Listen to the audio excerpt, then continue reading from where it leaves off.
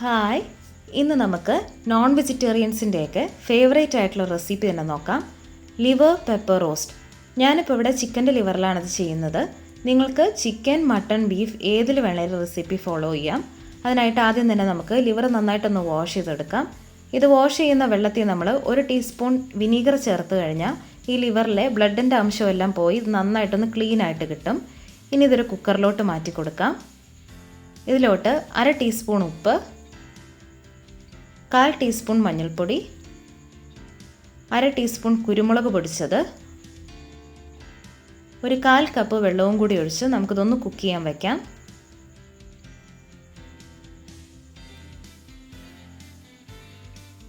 ഒരു വിസിൽ വരുമ്പോൾ gas off ചെയ്യാം. ഇനി ഒരു ചട്ടി അടുപ്പിൽ വെച്ച് ഇതിലോട്ട് 1 ടീസ്പൂൺ നെയ്യും 2 ടീസ്പൂൺ വെളിച്ചെണ്ണയോട് ചേർക്കാം. എണ്ണ ചൂടായി വരുമ്പോൾ ഇതിലോട്ട് ഒരു 8 അല്ലി വെളുത്തുള്ളിയും 1 കഷ്ണം ഇഞ്ചിയും കൂടി ചതച്ചത് ചേർത്ത് കൊടുക്കാം. ഇപ്പോൾ ഇത് നന്നായിട്ട് മൂത്ത് വന്നിട്ടുണ്ട്. ഇനി ഇതിലോട്ട് ഒരു 15 അല്ലി ചെറിയുള്ളി അരിഞ്ഞതും ഒരു 2 പച്ചമുളകും കൂടി ചേർക്കാം. ഒന്ന് മിക്സ് ചെയ്ത് കൊടുക്കാം. ഇതിലോട്ട് ഒരു 1/2 ടീസ്പൂൺ ഉപ്പുപൊടി ചേർക്കാം. ഇനി ഇത് നന്നായിട്ട് വഴന്ന് വരണം. വഴന്ന് വരുമ്പോൾ ഇതിലോട്ട് ഒരു തണ്ട് കറിവേപ്പില ചേർത്ത് ഒന്ന് ഇളക്കി കൊടുക്കാം.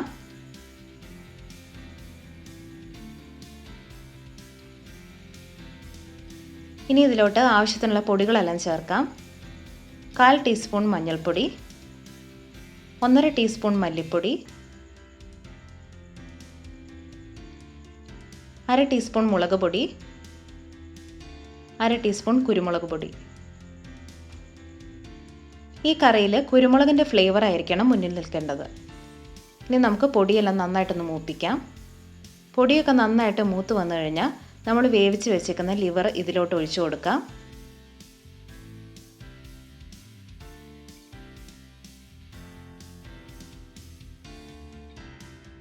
ഒന്ന് നന്നായിട്ട് മിക്സ് ചെയ്യാം.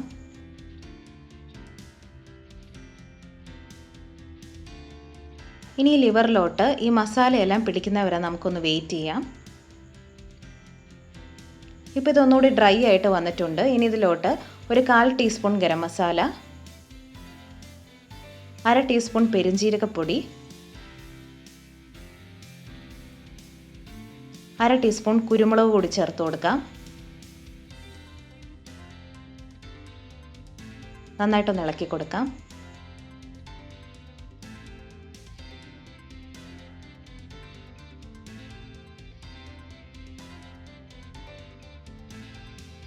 ഇനി ഇതൊന്നുകൂടി ഒന്ന് ഡ്രൈ ആയി വന്നു കഴിഞ്ഞാൽ ഇതിലോട്ട് നമുക്ക് ആവശ്യത്തിന് കറിവേപ്പിലയും ഒരു 2 പച്ചമുളക് നെടുകെ കീറിയതും കൂടി ചേർക്കാം.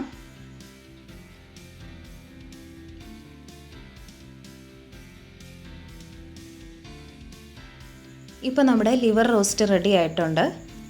എല്ലാവരും ട്രൈ ചെയ്ത് നോക്കണം. നല്ല സ്പൈസി ആൻഡ് ടേസ്റ്റി റെസിപ്പിയാണ്. Thank you for watching.